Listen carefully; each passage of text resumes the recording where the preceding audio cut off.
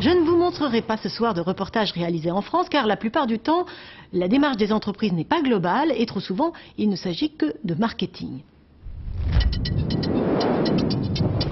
Destination donc le Danemark, vers ce qui est considéré comme le modèle au monde de l'écologie industrielle. Dans cette ville, située à 1 heure de Copenhague, les déchets d'une entreprise font le bonheur de la voisine et ainsi de suite. À première vue, le site industriel de Kalundborg ressemble à un cauchemar pour écolo. On y trouve la plus grande centrale thermique du Danemark qui fonctionne au charbon, la principale raffinerie de pétrole du pays, ou encore une énorme usine de médicaments. Et pourtant, de par le monde, des délégations viennent s'inspirer de cette expérience encore unique d'écologie industrielle. Au cœur du dispositif, la centrale électrique très gourmande en eau. Une fois la combustion du charbon achevée, l'eau est réacheminée vers les autres entreprises de la zone. Au moment où je vous parle, la centrale envoie 6,4 kg et 6,7 kg de vapeur d'eau par seconde aux 2 unités de Novo, l'usine de médicaments. On en envoie aussi un peu plus de 4 kg à la raffinerie. La vapeur d'eau circule dans ces tuyaux et dessert Statoil, la raffinerie. La transformation du pétrole en essence nécessite beaucoup d'eau, notamment pour le refroidissement. Voilà notre système de refroidissement. L'eau usée qui s'y trouve est envoyée vers la centrale thermique. Celle-ci produit de son côté de la vapeur d'eau qu'elle nous renvoie ainsi que de l'électricité. Retour à la centrale thermique. Le charbon qui est consommé rejette beaucoup de soufre dans l'atmosphère. Il a fallu améliorer le système. Aujourd'hui, le soufre mélangé à de la chaux est récupéré.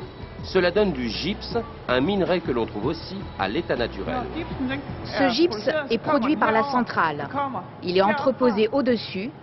Les camions se placent sous cette bouche. Ils chargent le gypse et le livrent à l'usine Gyproc, qui se trouve à 2 km d'ici. Gyproc, c'est la fabrique de plaques au plâtre. Le gypse est la principale matière utilisée pour fabriquer du plâtre. Avant, la société se fournissait dans des carrières en Espagne. Un gypse naturel dorénavant supplanté par celui produit par la centrale.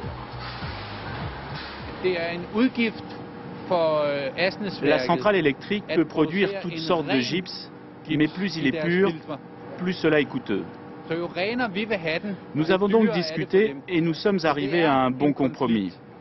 Il nous livre un gypse de bonne qualité qui nous revient moitié moins cher que le gypse naturel.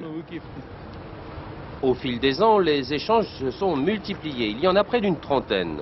Le gain en termes d'environnement est appréciable. Les entreprises, de leur côté, s'y retrouvent. Elles économisent plus de 10 millions d'euros par an, un facteur décisif. L'une des clés du succès, c'est la rentabilité économique. L'autre clé, c'est qu'il existe une bonne communication entre les partenaires, de la confiance. Sinon, comme le système n'est pas simple à mettre en œuvre, il aurait été abandonné. Il y a quelque temps encore, les touristes venaient à Kalundborg visiter le vieux quartier et son église. C'est désormais cet étonnant écosystème industriel qui les attire. On se quitte et on se retrouve sur le blog de l'émission.